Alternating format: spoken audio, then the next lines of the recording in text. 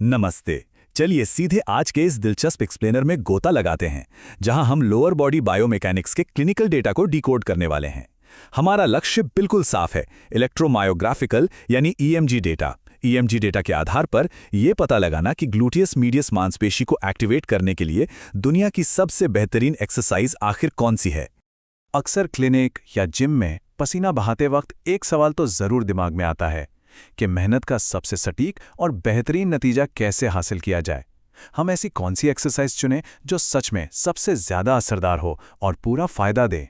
तो इस एक्सप्लेनर का एजेंडा कुछ इस तरह रहेगा। 1. ग्लूटियस मीडियस की एनाटमी। 2. मांसपेशियों की कमजोरी का नुकसान। 3. ईएमजी और एमवीआईसी को समझना। 4. बैंड प्लेसमेंट और पीएनएफ को ऑप्टिमाइज करना। और 5. सबसे ज्यादा एक्टिवेशन वाली एक्सरसाइज। सेक्शन 1, ग्लूटियस मीडियस की एनाटमी, पेल्विस का पावर हाउस। इस मसल को पेल्विस का असली पावर हाउस कहना बिल्कुल गलत नहीं होगा। देखिए, हमारी हिप एब्डक्टर मांसपेशियों के कुल आकार का 7% हिस्सा अकेले ग्लूटियस मीडियस ही है। इसका मुख्य काम हिप एब्डक्शन है, यानी पैर को शरीर की मध्य रेखा से दूर ले जाना। अपने साइज के हिसाब से ये इतनी भारी मात्रा में फोर्स जनरेट करता है कि यकीन करना मुश्किल हो जाता है। सेक्शन 2, मांसपेशियों की कमजोरी का नुकसान, जब चेन टूट जाती है। अब जब ये मांसपेशी क्लोज चेन मूवमेंट्स में सही से काम नहीं करती या कमजोर पड़ जाती है, तो इसके काफी गंभीर परिणाम होते हैं। सबसे स्पष्ट उदाहरण है ट्रेंडलनबर्ग चाल या ट्रेंडलनबर्ग गेट। जब चलने के दौरान शरीर का सारा वजन एक पैर पर पड़ता है, तो सपोर्ट की कमी के कारण विपरीत दिशा का हिप असामान्य रूप से नीचे की ओर लटकने लगता है। यहीं पर एक बहुत ही दिलचस्प क्लिनिकल पहलू सामने आता है। यह दिखाता है कि हमारे शरीर का हर हिस्सा कैसे एक दूसरे से जुड़ा है। ग्लूटियस मीडियस को जो नर्व सिग्नल मिलते हैं, वे मुख्य रूप से हमारी रीढ़ की L5 नर्व रूट से आते हैं। मान लीजिए L5 में हर्निएटेड डिस्क की समस्या हो गई। इसके कारण ये मांसपेशी कमजोर हो जाएगी। कमजोरी से हमारी चाल बिगड़ेगी, यानी वही ट्रेंडलनबर्ग चाल। और इस बिगड़ी हुई चाल की वजह से चलते वक्त हमारी लंबर स्पाइन उसी प्रभावित हिस्से की ओर झुकने लगेगी। ये झुकाव रीढ़ की उस जगह को, यानी वर्टिब्रल फोरामेन को और संकरा कर देता है, जिससे उस नर्व पर और भी ज्यादा दबाव पड़ता है। सच में ये एक बेहद खतरनाक दुष्चक्र बन जाता है। इसके अलावा पैटेलोफेमरल पेन यानी घुटने के दर्द को ही ले लीजिए। कई स्टडीज ने साफ तौर पर साबित किया है कि घुटने के इस दर्द का सीधा कनेक्शन ग्लूटियस और हिप एब्डक्शन की भारी कमजोरी से है। अगर हम आयरलैंड, रॉबिन्सन और सिचनॉस्की के डेटा पर नजर डालें, तो यह स्पष्ट हो जाता है कि घुटने के दर्द वाले मरीजों की हिप एब्डक्शन ताकत में 26 से 27% तक की भारी कमी दर्ज की गई। सेक्शन 3, ईएमजी और एमवीसी को समझना, मापने का पैमाना। तो हम इन एक्सरसाइज की सफलता को नापते कैसे हैं?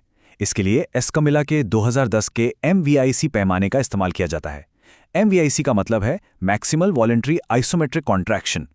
इस पैमाने के अनुसार किसी भी बेहतरीन रिहैब रूटीन का अल्टीमेट गोल वेरी हाई, यानी अत्यधिक उच्च स्तर की श्रेणी में पहुंचना होना चाहिए। इसका सीधा सा मतलब है 60% से अधिक का एक्टिवेशन। लेकिन हाँ, यहां एक सावधानी भी बरतनी होती है।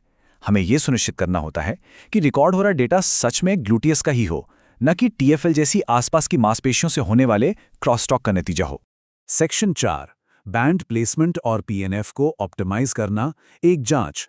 अब बात करते हैं कि कैसे छोटी छोटी तब्दीलियां बड़े नतीजे ला सकती हैं। कैम्ब्रिज की 2012 की ये स्टडी बहुत ही शानदार है। उन्होंने देखा कि जब हम रेजिस्टेंस बैंड को घुटनों के पास रखते हैं तो एक्टिवेशन सबसे कम होता है, लेकिन जैसे ही इस बैंड को नीचे टखनों पर और फिर पैरों के बिल्कुल अगले हिस्से यानी फोरफुट पर खिसकाया जाता है, तो ग्लूटियस का एक्टिवेशन सीधे आसमान छूने लगता है। इससे न सिर्फ एक्टिवेशन बढ़ता है, बल्कि अनचाही टीएफएल मांसपेशी का काम भी कम हो जाता है। इसी तरह क्रूज के 2009 के अध्ययन ने साबित कर दिया कि डबल लिम्ब स्टांस यानी दोनों पैरों पर खड़े होकर की जाने वाली एक्सरसाइज के मुकाबले जैसे ही हम एक पैर जमीन से उठाते हैं, एक्टिवेशन में भारी उछाल आता है। और यहाँ एक मिथक भी टूटता है। फिटनेस की दुनिया में अस्थिर या अनस्टेबल सतहों का बहुत क्रेज है, लेकिन इस डेटा के मुताबिक स्टेबल सतह की तुलना में इनका कोई खास अतिरिक्त फायदा नहीं होता है। इसके अलावा कुछ और भी क्लिनिकल फाइंडिंग्स हैं। डाई के 2014 के शोध के मुताबिक जंप लैंडिंग टास्क के दौरान रेजिस्टेंस बैंड जोड़ने से एक्टिवेशन काफ़ी बेहतर हो जाता है। और अगर हम PNF यानी प्रोप्रियोसेप्टिव न्यूरोमस्कुलर फैसिलिटेशन का इस्तेमाल कर रहे हैं तो यूडास का 2015 का डेटा बताता है कि विशेष रूप से इसका D2F पैटर्न इस एक्टिवेशन को सीधे हाई कैटेगरी में ले जाता है। सेक्शन 5 सबसे ज्यादा एक्टिवेशन वाली एक्सरसाइज, बोरेन रैंकिंग। तो चलिए फाइनली बोरेन के 2011 के उस ऐतिहासिक अध्ययन की बात करते हैं जिसने 18 अलग अलग एक्सरसाइज को टेस्ट किया था। आइए वेरी हाई कैटेगरी वाली सबसे दमदार एक्सरसाइज की उल्टी गिनती शुरू करते हैं नंबर 4 से। चौथे स्थान पर है क्लैम शेल, जिसे हिप क्लैम प्रोग्रेशन भी कहते हैं। इसे एक करवट लेटकर और हिप को पूरी तरह से एक्सटेंड करके किया जाता है, जिससे यह 76.88% MVIC का बेहद प्रभावशाली स्कोर हासिल करता है। अब बढ़ते हैं नंबर 3 की ओर। तीसरे नंबर पर अपनी जगह बनाई है सिंगल लेग स्क्वाट ने। इस मूवमेंट में शरीर को एक पैर पर संतुलित करते हुए धीरे धीरे 18 इंच की कुर्सी तक ले जाकर 2 बीट के लिए रुकना होता है। ये सीधा वेरी हाई कैटेगरी में आता है और ग्लूटियस मीडियस में एक जबरदस्त फायरिंग पैदा करता है। आइए देखते हैं रनर अप यानी नंबर 2 पर कौन है। दूसरे स्थान पर है साइड प्लैंक विद एबडक्शन। यहां ध्यान देने वाली बात यह है कि इस वेरिएशन में प्रभावी या काम करने वाला पैर ऊपर की ओर छत की तरफ उठाया जाता है। ये लगभग 89% एक्टिवेशन के बहुत ही ऊंचे स्तर तक पहुंच जाता है। और अब इलेक्ट्रोमायोग्राफिकल डेटा के आधार पर ग्लूटियस मीडियस एक्टिवेशन के लिए निर्विवाद रूप से दुनिया की सबसे बेहतरीन एक्सरसाइज नंबर 1 वह है साइड प्लैंक विद एबडक्शन, लेकिन इस बार प्रभावी पैर नीचे की ओर आधार के रूप में रहता है। यह सचमुच हैरान कर देने वाला डेटा है। जब डोमिनेंट पैर को सपोर्ट के लिए नीचे रखकर साइड प्लैंक किया जाता है तो ये एक्टिवेशन 100% की अधिकतम सीमा को भी तोड़ देता है और 103% से अधिक MVIC दर्ज करता है।